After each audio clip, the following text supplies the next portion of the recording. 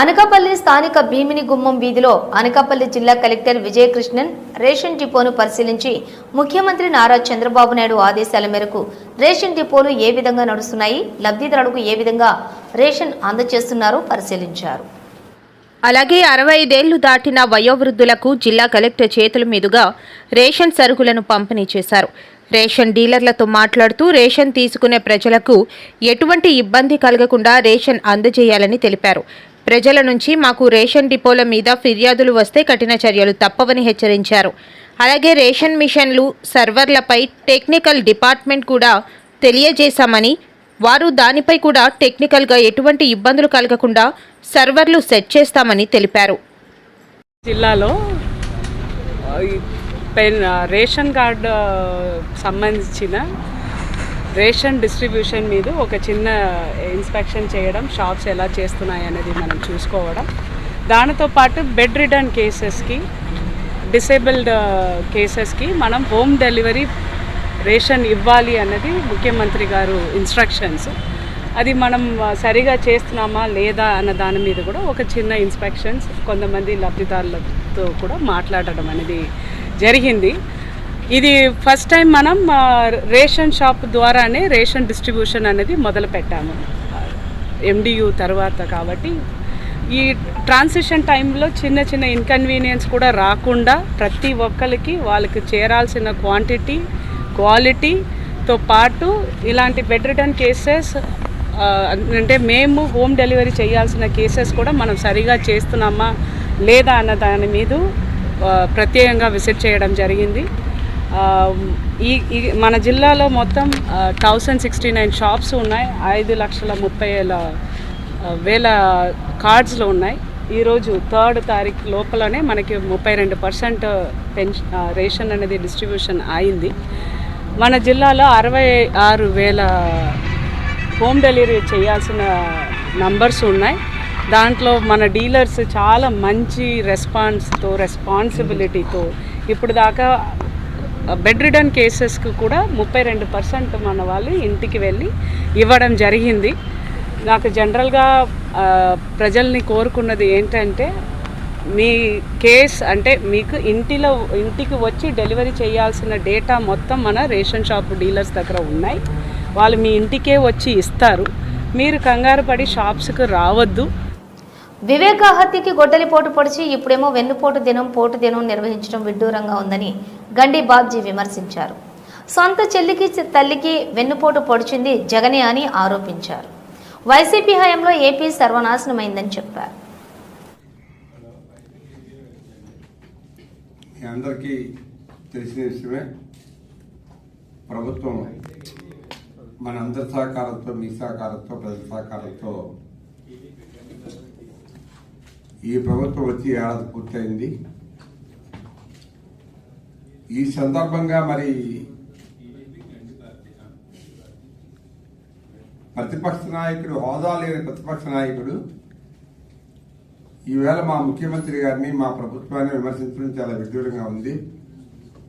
ఒక్క హామీ అమలు లేదంటాడు. మరి అసలు కళ్ళున్నాయా, లేకపోతే ఈ రాష్ట్రంలో పరిపాలన ఏం జరుగుతుంది, ఎప్పుడైనా పేపర్ చూస్తున్నాడా, టీవీ చూస్తున్నాడా, ఇవన్నీ తెలియకుండా వారానికి ఒకసారి బెంగళూరులో రెస్ట్ తీసుకొని అమరావతి విజిట్ చేసి ఈ రాష్ట్రంలో ఏం జరుగుతుంది, ఒకరికి న్యాయం లేదు, అన్యాయం జరుగుతుంది అని ఒక స్టేట్మెంట్ ఇవ్వడం అలవాటుగా తీసుకొని మరి ఈ మధ్యన మీరు చూసే ఉంటారు, ఆయన మరలా ఒక స్టేట్మెంట్ ఇచ్చాడు. ఈ స్టేట్మెంట్లో అతని ఉద్దేశం ఏంటంటే, ఒక్క పని కూడా మీరు 6 హామీలు ఇస్తా అన్నారు, అందులో 1 అమలు లేదు. తర్వాత మీరు చాలా పథకాలు చెప్పారు, ఒక్క పథకం కూడా అమలు చేయలేదు. అసలు మీరు పరిపాలనలో సంవత్సరం లోపు మీరు ఏం చేశారు, సంవత్సరంలో మేము చాలా చేశాం అనే విధంగా మరి స్టేట్మెంట్ ఇస్తున్నప్పుడు మేము అంటున్నాం, నువ్వు పరిపాలన చేసిన తర్వాత పెన్షన్ ఎన్ని రోజులు పెంచావు? 1000 రూపాయలు పెంచావు. నువ్వు ఆ 1000 రూపాయలు ఎన్ని రోజులకి పూర్తి చేశావు? 5 సంవత్సరాలకి 250 చొప్పున ఇది ఆడవాళ్ళ చీటీలాగా 250 పెంచిన మహానుభావుడివి ఒకేసారి 4,000 రూపాయలు చేసి నువ్వు ఇవ్వలేని బాకీ కూడా కలిపి 7,000 రూపాయలు ఒకే రోజు ప్రభుత్వం వచ్చినట్టునే ఇచ్చిన ఘనత ఎవరికి ఉందంటే అది చంద్రబాబు నాయుడు గారికి, ఆ ప్రభుత్వానికి ఉంది, ఈ కూటమి ప్రభుత్వానికి ఉంది. ఈ విషయం మర్చిపోయి నువ్వు చాలా మాట్లాడుతున్నావు. వెన్నుపోటు అంటున్నావు, వెన్నుపోటు పొడిచామంటున్నావు ఈ ప్రభుత్వాన్ని. అసలు నువ్వు నీ ఇంటి నుంచే మొదలుపెట్టావు వెన్నుపోటు పడ్డం. మీ బాబాయికి వెన్నుపోటు పొడిచి గొడ్ల పొట్టు పెట్టి అన్యాయంగా చంపేశావు. తీరా ఆ రోజు నువ్వు ఆ సినిమాలో కూడా డ్రామా అంత బ్రహ్మాండంగా డ్రామా చేసి ఆ హత్యని మాయ చేయడానికి ప్రయత్నం చేసిన ఆ డ్రామా చూస్తే ఇప్పుడు ప్రజల గుండెల్లో, మరి వాళ్ళ కుటుంబం గుండెల్లో, మీ చిన్నాన్న ఫ్యామిలీ గుండెల్లో ఎప్పటికీ పోలీస్ వ్యవస్థ దిగజారిపోయిందని చెప్పడానికి తెనాలి ఘటనే ఉదాహరణ అని వైఎస్ జగన్ విమర్శించారు. రాష్ట్రంలో రెడ్ బుక్ పాలన నడుస్తోంది, పోలీస్ వ్యవస్థ వికృత రూపం దాల్చింది అని అన్నారు. నైతికత పోలీసులకు ఉందా అని అడుగుతా ఉన్నా. ఇలా చేయడం ధర్మమేనా అని అడుగుతా ఉన్నా. చంద్రబాబు నాయుడు గారి మీద ఇదే పోలీసులు చెప్పే లాజిక్కే, ఇదే సోషల్ మీడియాలో తెలుగుదేశం పార్టీకి సంబంధించిన వాళ్ళు దొంగ పోస్టులు పెడతా ఉన్న తీరునైతేనేమి, ఇదే ఈనాడు, ఆంధ్రజ్యోతి, TV5 లాంటి మీడియాలు ఎల్లో మీడియాలు నడుపుతా ఉన్న కథనాలు అయితేనేమి, వీళ్ళ మీద కేసులున్నాయని నేను అడుగుతా ఉన్నా. ఇదే చంద్రబాబు నాయుడు మీద 24 కేసులున్నాయి. మరి చంద్రబాబు నాయుడు మీద 24 కేసులున్నాయని చెప్పి చంద్రబాబు నాయుడు గారిని నడి రోడ్డు మీదకి తీసుకొని వచ్చి తల్లడం ధర్మమే అవుతుందా అని అడుగుతా ఉన్నా. చంద్రబాబు నాయుడు మీద కూడా 24 కేసులున్నాయి. ఆయనను కూడా రోడ్డు మీదకి తీసుకొని వచ్చి తంతే ధర్మమేనా అది? ఇదే పోలీసులను అడుగుతా ఉన్నా. కేసులు ఉన్నాయి కదా అని చెప్పి, పాత కేసులు ఏదో ఉన్నాయని చెప్పి నువ్వు చేసిన పనికి జస్టిఫైబుల్ కారణం కాదది. కేసులు ఉంటే ఆ కేసులు తేల్చాల్సింది కోర్టులు. మీరు ఆరోపణ చేస్తారు, అది న్యాయం కాదు అని చెప్పి వాళ్ళ అవతల కోర్టుల్లో ఆర్గ్యూ చేస్తారు. జడ్జి కేసు వింటాడు, జడ్జి తీర్పునిస్తాడు. అంతేకాని పోలీసులు ఇలా కేసులు గతంలో ఉన్నాయి కదా అని చెప్పి తీసుకొని వచ్చి నడి రోడ్డు మీద వాళ్ళను నిల్చోబెట్టి వాళ్ళ కుటుంబ పరువును తీస్తూ వాళ్ళను షేమింగ్ చేసే కార్యక్రమం పోలీసులకు లేనే లేదు. ఈ మధ్యకాలంలో జరిగిన అనేక ఘటనలు, రాకేష్ అనే పిల్లాడు, ఇది రాకేష్ అనే పిల్లాడికి సంబంధించిన కాలుకు సంబంధించిన ఎక్స్రే. అంటే నా పక్కనున్న పాప వాళ్ళ అన్న, నా పక్కనున్న పాప ఇంజనీర్, వాళ్ళ అన్న రాకేష్ పాలిటెక్నిక్ మెకానికల్. ఆ పిల్లాడికి సంబంధించిన కాలుకు సంబంధించిన ఎక్స్రే.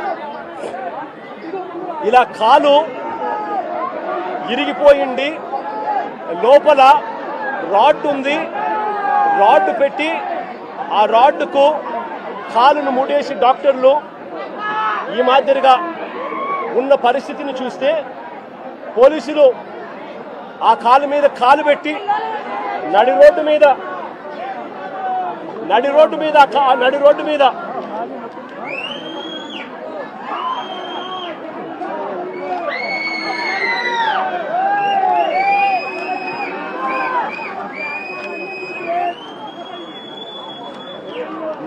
మీద ఆ పోలీసు కాలు తొక్కుతూ ఆ రాకేష్ అనే పిల్లోడిని ఇలా కొట్టడం, అది కూడా నడి రోడ్డు మీద షేమింగ్ చేస్తూ చేయడం ధర్మమేనా అని అడుగుతా ఉన్నా. హరి అనే వ్యక్తి,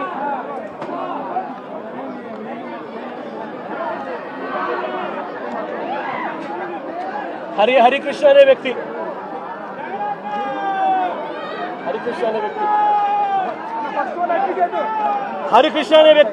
ఎస్సీ ఎస్టీ విద్యార్థులను అన్ని విధాలా మోసం చేసిన జగన్ కు వారి గురించి మాట్లాడే నైతిక హక్కు లేదని సాంఘిక సంక్షేమ శాఖ మంత్రి డోలా అన్నారు.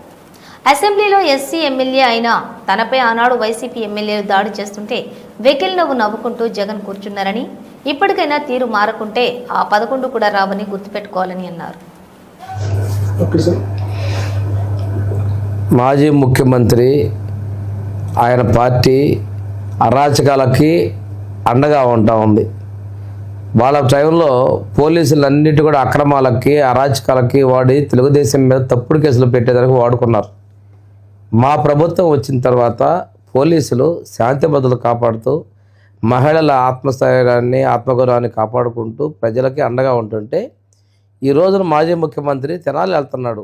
ఎవరి కోసం అంటే గంజాయి దాగి పోలీసుల మీద దాడి చేసిన దుర్మార్గం కోసం వెళ్తూ ఉన్నాడు. అదేవిధంగా మా కాన్స్టిట్యున్సీ కొండేపు నియోజకవర్గంలో షెడ్యూల్డ్ కులాలకు చెందినటువంటి ఎస్ఐ మీద వైకాపాకి చెందినటువంటి రౌడీ షీటర్ వాళ్ళ ఇంటిలో వాళ్ళు అడ్డొచ్చారు.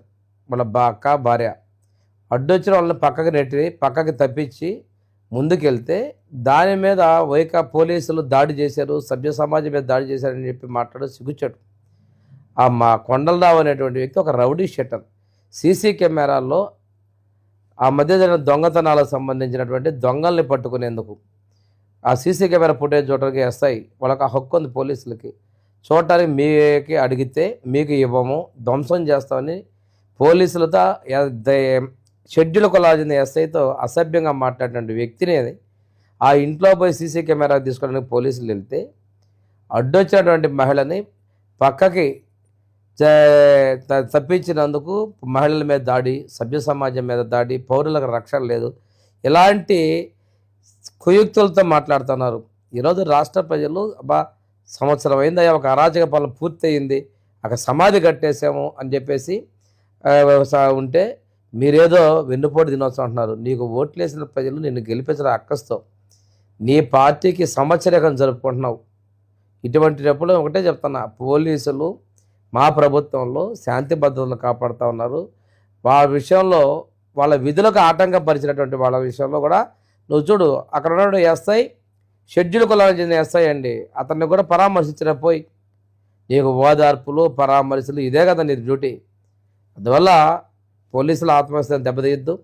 ఇక్కడ కూడా ఎస్ఐ మీద నీ కార్యకర్తలు వాళ్ళు అడ్డం ఉంటే పక్క దప్పు కాబట్టి వాళ్ళ మీద నువ్వు దాడి చేసినారంటాం, ఆ ఎస్ఐ మీద కేసులు పెట్టాలంటాం, ఆ ఎస్ఐని సస్పెండ్ చేయాలంటాం.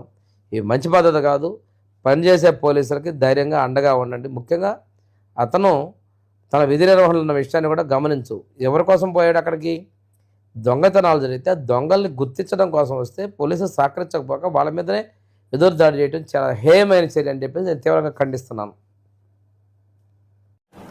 క్రీడా హబ్గా గాజువాక ఎంపీ శ్రీభరత్ క్రీడా హబ్గా గాజువాకను తీర్చిదిద్దుతామని విశాఖ పార్లమెంట్ సభ్యుడు ఎం శ్రీభరత్ అన్నారు. జీవీఎంసీ 65వ వార్డు వికాస్ నగర్లో 9 కోట్ల వ్యయంతో ఆధునీకరించిన ఇండోర్ స్టేడియం, ఈత కొలను, ఓపెన్ ఆడిటోరియంలను స్థానిక ఎమ్మెల్యే పల్లా శ్రీనివాస్, మేయర్ పీలా శ్రీనివాస్ తో కలిసి ప్రారంభించారు. వాళ్ళ గాజువాక నియోజకవర్గంలో Rajiv indoor stadium, swimming pool renovation, inauguration కి వాళ్ళ పాల్గొనడం జరిగింది. మా మేయర్ పీలా శ్రీనివాస్ గారు, డిప్యూటీ మేయర్ గోవింద్ రెడ్డి గారు, స్థానిక శాసనసభ్యులు పల్లా శ్రీనివాస్ గారు, నేను ఇతర కార్పొరేటర్లు, నాయకులందరితో కలిసి ప్రారంభించాము.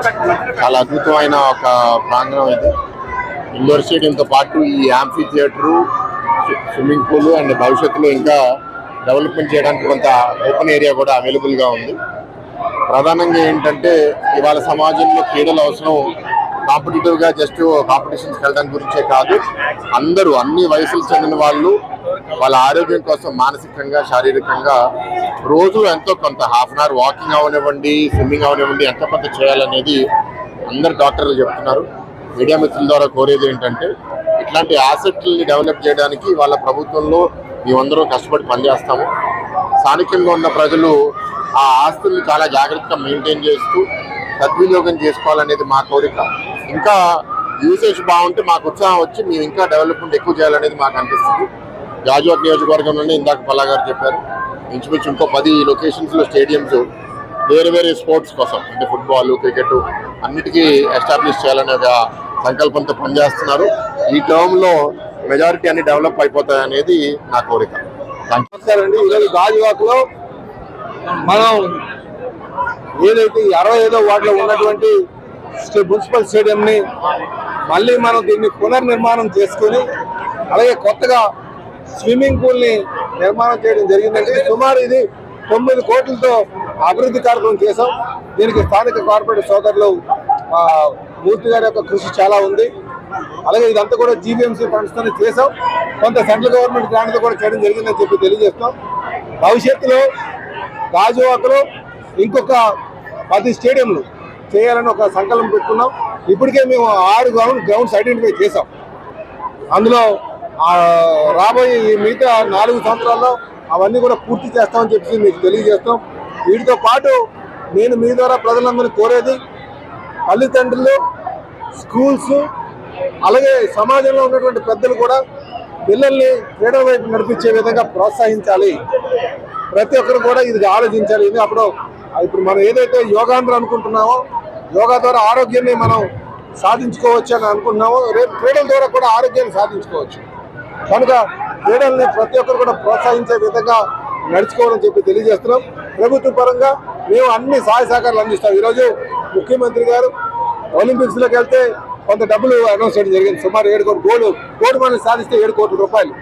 అలాగే ఏషియన్లో కావచ్చు, కామన్వెల్త్లో కావచ్చు, నేషనల్ స్పోర్ట్స్లో కావచ్చు, ఖేలో ఇండియా కానీ ఎవరైనా సరే ఆర్థికంగా వాళ్ళని ఆదుకునే విధంగా ఈరోజు తెలుగుదేశం, జనసేన, బీజేపీ ఎన్డీఏ కూటమి ఆలోచిస్తుందని కూడా ఈ సందర్భంగా తెలియజేస్తున్నాం.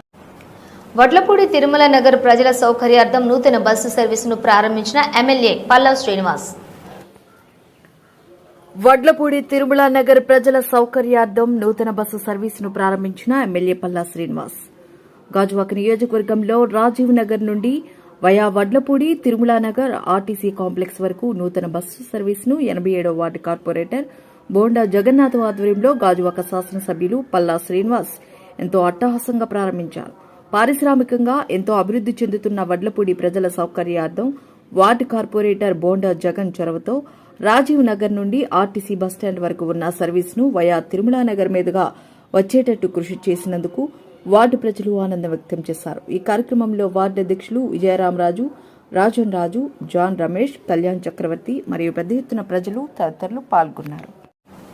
యోగాతో మానసిక ఉల్లాసం. శ్రీకాకుళం శాసనసభ్యులు గొండు శంకర్ యోగాంధ్ర కార్యక్రమంలో భాగంగా శ్రీకాకుళం రూరల్ మండలం పెదగనగల వాణిపేటలోని యోగా కార్యక్రమం నిర్వహించారు. శ్రీకాకుళం నియోజకవర్గ శాసనసభ్యులు గొండు శంకర్ ఈ కార్యక్రమంలో పాల్గొని మాట్లాడుతూ మనిషి సంపూర్ణ ఆరోగ్యంగా మానసిక ఉల్లాసంగా ఉండాలంటే ప్రతి వ్యక్తి యోగాను జీవితంలో భాగం చేసుకోవాలని, రాష్ట్ర వ్యాప్తంగా రాష్ట్ర ప్రభుత్వం ఇటువంటి కార్యక్రమాలు నిర్వహించడం గొప్ప విషయమని, గతంలో ఎన్నడూ లేని విధంగా యోగాంధ్ర కార్యక్రమాలు నిర్వహించడం జరుగుతుందని తెలిపారు.